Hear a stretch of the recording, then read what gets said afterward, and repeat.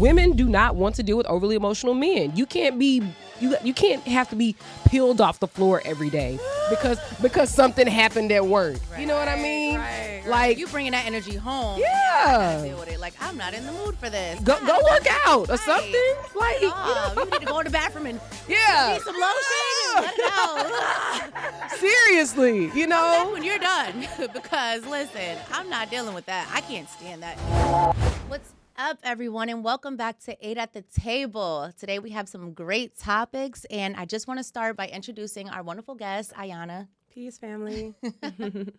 And we have, of course, Erin with us. Hey guys. All right. Okay, so, Aayanna, we have you here today. Let's tell the people, what it is that's so special about you and, why we chose you as our guest. Well, I'm a social media influencer. I'm an activist. I have an organization in Houston that does work for the people. I make devices that absorb EMF radiation. So I'm all about energy and I care about my people. I consider myself a Black familyist. So I'm all about what's best for the Black family. So today our topic is going to be why men feel like we don't care about their emotions. We as in women or we as in society? Women, but really it is society if you ask me. Great. Thank But, you. They want to know why women don't care about their emotions, supposedly.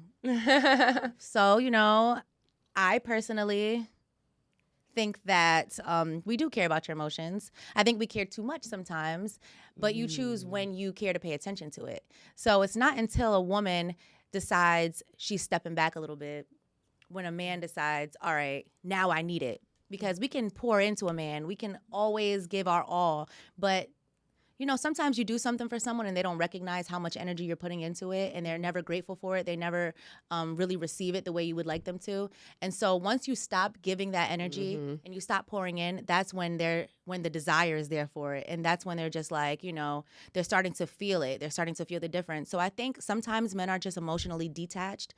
And then it comes to a point when we step back and now they have to reevaluate the situation and they want it back. So I think that's what may happen in some cases. Again, I don't have all the answers, but I think that a lot of times that's the situation when it comes to how we handle men's emotions, because it's like now that I've detached myself, I'm not really feeling you. So whatever you're feeling now, I can't really cater to your feelings the way I once would have. I think you have an excellent point because, and I've said this before, a lot of times men and women, but we're talking about men here, we go after people who are not good for us. You can't see someone and aesthetically like what you see and be attracted to that. And this is a bullshit person. They don't care about your feelings. They don't care about how your day is going. They don't care if you're healthy. They don't care about anything else. But then you want to turn around and complain. Yeah. You knew this person. You knew exactly who they were. But now you crying about it when you could have just avoided this person. No, but you wanted to just be about the aesthetic and not what's really important. You have to care about your feelings in order for it to be made important so that someone else cares about it. I think just a lot of us grew up where our vulnerabilities were attacked, maybe in school, we were teased. And so over time, we're very selective about who we open up to. And it's also a fear of love. I think for some reason in society, there's this huge push to not love and no love. What's that song? No Love by that one guy. August Alsina. Yeah. And so there's this huge push not to love, and you might be soft if you love your woman too much, or it's a lot of outside energies also at play with our relationships, our internal relationships. So. Ooh, I got another one too, right? Wait, hold on. It's with the women. Before you say that, I have to bring this up. So we're talking about men and we should appreciate their emotions and be able to talk through stuff and, identify when something's wrong with them. But what about just legitimately emotional men? Yeah. Come on now. You can't just be crying all the time. Yeah. I'm sorry. You can't be crying all the time. You can't just like a man doesn't want to deal with an overly emotional woman, women do not want to deal with overly emotional men. You can't You can't have to be peeled off the floor every day because something happened at work. You know what I mean? Right. Like you bringing that energy home, and now I gotta Yeah. deal with it. Like I'm not in the mood for this. go work out or Right. something. Like You need to go to the bathroom and yeah. need some lotion and let it out. Seriously, Come back when you're done. Because listen, I'm not dealing with that. I can't stand that either. Because I'm just like, it's in a way it's kind of bad, but I just rather just, let's deal with it later. Let's just have a good time right now. But some things have to be talked about. But I do want to bring up a point that I was going to bring up. Some men are afraid to be emotional, I think, because some women pillow talk, or I mean, not pillow talk, but some women, for example, talk too much. talk too fucking much. I will say this, like I believe that it's very isolating when you're in a relationship or a marriage or whatever, and you can't have those conversations with your partner. Right. So you're having these conversations, you're working through your stuff and talking about your stuff, but you don't get that in return. Exactly. And I think it makes you feel very, what's the word? Alone. It can make you feel very isolated and alone in a relationship or in a marriage. Right. So I mean, we have to really figure out ways to create a safe space. As a man, if you take better care of your own emotions, you'll find that you'll have a healthier relationship with your woman. Because if you are understanding and you're getting better at expressing yourself, then it'll be easier for her to understand and move how you need her to move, so that y'all can both be emotionally happy. But I also think that I also believe that women can do a better job about when let's say a man does get really upset and he starts going off. Sometimes it is best for us to listen, even if he's, as long as he's not, cussing you out, to just listen to what he's saying, because sometimes it's those moments when there's these emotional outbursts that he's really trying to tell you how he feels. He finally got to a point where he can really release it. Listen to him then. Understand what he's saying then get your little clap back in, whatever. But listen to what he's saying and then bring it up later when y'all are calm. Bring up, I heard you say this, and this when you were upset with me. I understand you were upset. Maybe you didn't say it the best way, but I do want to work on that with you. I want to work on that for you, That's hard. Yes, this world has made it very hard to be a Black woman and to be soft and gentle and trusting and giving. It's like constantly you're constantly being abused and taken for granted and just beaten on and just like nobody's like not having anybody to cry to, like to lean on, to really ask for, just to ease up a little. Yeah. Imagine that, and then someone asking you to be there for them in a relationship and raise their children, and then still in those situations you're still being abused and taken advantage of and hurt, and then you're having to raise daughters, and then you're having to raise sons, and you just have so much Potentially trauma. alone.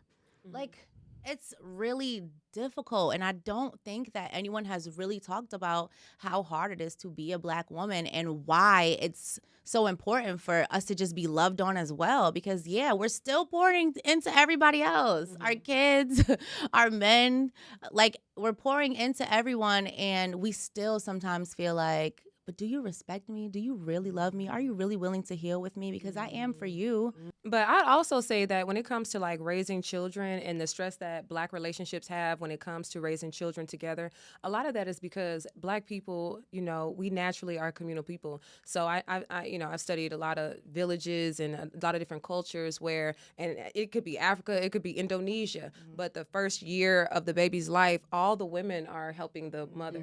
So you know what I mean? Like, men really don't know all this stuff when it comes, especially when the baby's breastfeeding and it's the little baby, like men are like, what do I do? Well, in a lot of cultures, the community is raising, and even back in the day, the community, you get your ass beat down the street. Actually, you're right. You know what I mean? So You're we're at a point where we have been so individualized, we don't have that community anymore. So the women have way more pressure because we don't have a group of sisters helping us raise, helping us in the first year of life with the baby, which is so stressful. I mean, you're losing all of yourself to give everything to your child. You know what I mean? Literally, like you're giving this child the sustenance to grow and live. So when you do it on your own, your man misses out and he loses, some of your attention and some of your, affection. And now that's affecting him. So that is really an issue in our relationships, because now I'm giving so much time and energy and attention to my child. And it's so exhausting and time consuming that when you come home, I'm tired as hell. I got an attitude. Yo, the dinner is right here. I'm about to go lay down. Can you watch him for a second? Can I just go wash my ass? Like, you know what I'm saying? Like, niggas got an attitude up in here. Like, it's tired. You know what I'm saying? But it's like, you got to figure out ways to work through that, And it sucks because, with this new generation that we're in, we're all forced to have more friends. We're all forced to, meet new people, be at more places, go travel more, this and that. But, like, we have to get back to the most important thing, which is family. Right. At least be able to maintain your household, have healthy relationships in your home.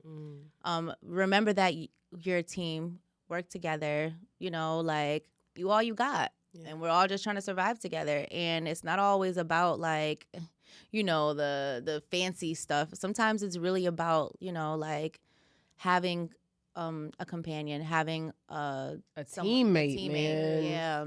Like, having a teammate is so crucial. Like, I've said this on here before. Like, my husband and I get along really well. And the one thing in my mind, like, when shit is not good, I always think, yeah, he may get on my nerves right now, but can I imagine anybody else who I would want to be my teammate along this journey? Yeah. Right. Like, outside of, like, my siblings, it ain't that many people that I want to be a teammate with. Somebody that's going to take a L with me, somebody who I'll take a L with, somebody who I can celebrate with, somebody who's going to hold my hand or I can hold their hand when times are hard. Like, having a teammate and a partner is, like, the realest shit ever. Like, and this actually leads me to another question for y'all. So, early on we talked about, like, men making better decisions such that they are with women who will look out for their emotional health and look out for their feelings and everything that's going good, bad, or whatever in their life. So what do you think, we as women, knowing women, what could we suggest to men to look for in a woman so that they can find someone who lets them be emotional? Not crying, not whining, not bitching and moaning, right? But someone in a space where it's healthy emotion. What do you think that we can be doing? What we can do, or what they should look for? Well, yeah. I'm sorry. What could we tell them to look for? Sorry. We can tell them anything. They're not going to listen. Well, assuming they'll listen, let's do it that way. Okay. So after you get past the part where they find the person that they're attracted enough to, okay. So I know it's annoying, but when men go on dates, they don't usually want to hear what is your plan? What do you want? But sometimes those are the women, the women that are just interested in the bigger picture. Those are the women that are they're trying to find something to be there for the long run in. You get what I'm saying? Not just the dinner. Yeah, not just the dinner. Not, oh yeah, let's take shots. You know what I'm saying? Like, sometimes you have to pay attention to the women who are trying to have those deep conversations. And it sucks because I actually have a couple of girlfriends. And I used to, when I was younger and immature, I used to be like, girl, you probably just talking too much on these dates. Like, just don't say it, like, and now I'm thinking about it, like, you deserve the greatest man and you deserve someone who's going to listen and care when you're talking about those things. And it sucks that, the people that you were interested in weren't interested in it at the time. But I think that some men really need to pay attention to the women who are, looking out for their own future, because that means that they're going to be okay. You may not be the one, but they're going to find that person that is the one. And, just, I guess, pay more attention to the women who are more vocal. And engage in the conversation. Yeah, engage in the conversations, because eventually you're going to get what you want. If you just be a little patient and, care a little bit and, have a plan, like, you're going to get there. But damn, like, don't you want somebody that has some type of other interest besides spending all your money and eating up all your food? Crab legs. God damn, I love crab legs. I used to be. I think that a lot of people, period, right now have over romanticized relationships and marriage and things like that. So I mean, and this is even myself. Like, did that Disney, the prince is gonna save you and whisk you away, So a lot of us, part of it is like, I think that a lot of girls have this little girl inside them wanting the prince charming to take them away, and then sometimes we realize if we get the prince, there's a whole bunch of stuff coming with court. You know what I mean? With all the with all the elites and stuff, but I think that, if you can find a man that can that is willing to take care of you, even if he needs your help along the way, and you can build with him and, things like that. But I also feel like sometimes you have to sacrifice as a woman. And I think that a lot of women all over the world sacrifice the feelings of, I want to be madly in love, or I want to be consistently in love, or consistently loved and taken care of, even if I'm not in love. Like, I know I'm the type of woman, I don't have to be in love with a man to be with him. Most women. But if there is love there, if I can love you, maybe I'm not in love, but if I can love it's you, fleeting. It comes and it goes. Yeah, right, yeah. but and you take care of me and you're consistent and you're trying to be here for a while, we trying to make it to the end, then cool, but I do think that a lot of us, myself included, sometimes get lost in I just want that super duper big passion, because we have those sometimes, but for me, it's never lasts. You have those strong passions, but they don't last because the fuel runs out quicker.